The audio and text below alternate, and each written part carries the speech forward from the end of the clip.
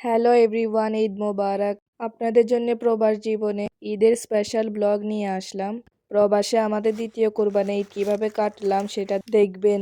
প্রত্যেকবার তো আমরা ভাই বোন আর আব্বু আম্মু মিলে ঈদ কাটাতাম, তবে এবারে ঈদের নতুন মেহমান অ্যাড হলো, তা হলো আমার ছোট বোন। ওই জন্য আমাদের ঈদটা একটু স্পেশাল হলো।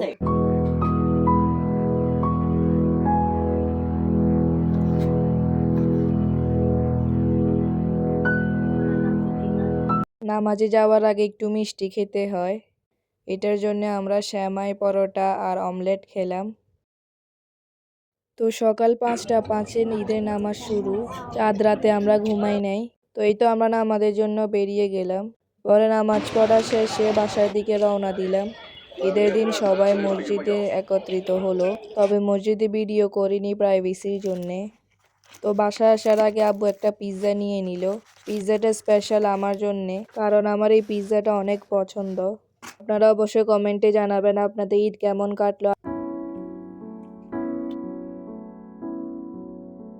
পরে ঘুমানোর পর দুপুরে ঘুম থেকে উঠে সেমাই খেলাম। তো আমরা লাচ্ছা সেমাই খেলাম। আমরা সেমাই দুধের সাথে কিশমিশ বা বাদাম এগুলো পছন্দ করি না, ওইটার জন্য আম্মু এগুলো দিইনি।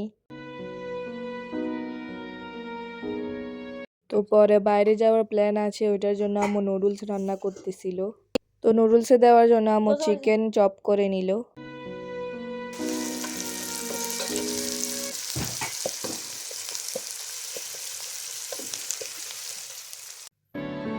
এই তো রাতের ব্লেন্ড করা আদা রসুন আম্মু নুডলসে দিয়ে দিল।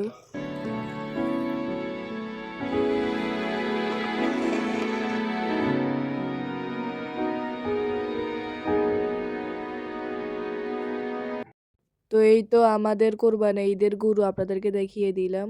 প্রবাসে একটা জিনিস ভালো, কোরবান করা হয় অন্য একটা জায়গায় নিয়ে, আর সেখানে লোকরাই গোস্ত কাটে। আম্মু ঈদের আগের দিন পুডিং বানিয়েছিল, তো এগুলাই আমরা খেলাম বিকেলে নাস্তা হিসেবে। এইদিকে ওখান থেকে গোস্ত লেট, আর সাথে আম্মুরও রান্না করতে লেট হয়ে গেল। তো ব্যস্ততার কারণে মাংসের ভিডিও আর করা হয়নি। তো এখন আম্মু গোস্ত রান্না করবে। ওখানে লোকরা গোস্ত কাটছিল, তবে ওগুলা বড় পিস হওয়াতে আব্বু এগুলাকে একটু ছোট করে কেটে নিল।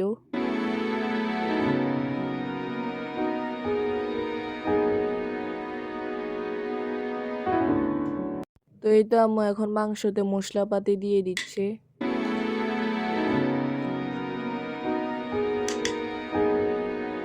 একসাথে সব মশলাপাতি দিয়ে চুলায় বসিয়ে দিল।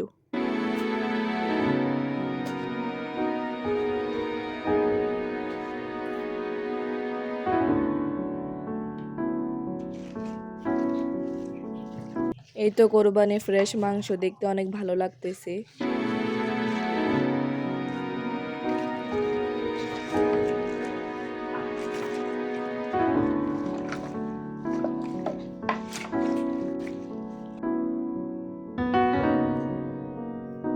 তো আপনারা বল, ছুরি এগুলো দেখে বুঝতে পারছেন মাংসে কতটা পরিমাণে চর্বি।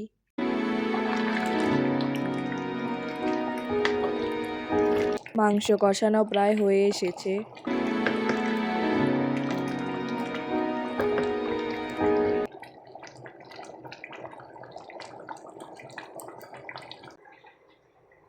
মাংস হয়ে যাওয়ার পর আম্মু উপর দিয়ে ভাজা জিরার গুঁড়ো দিয়ে দিল। তো আম্মু মাংস নামানোর আগে ভাজা জিরার গুঁড়ো দিয়ে দিল।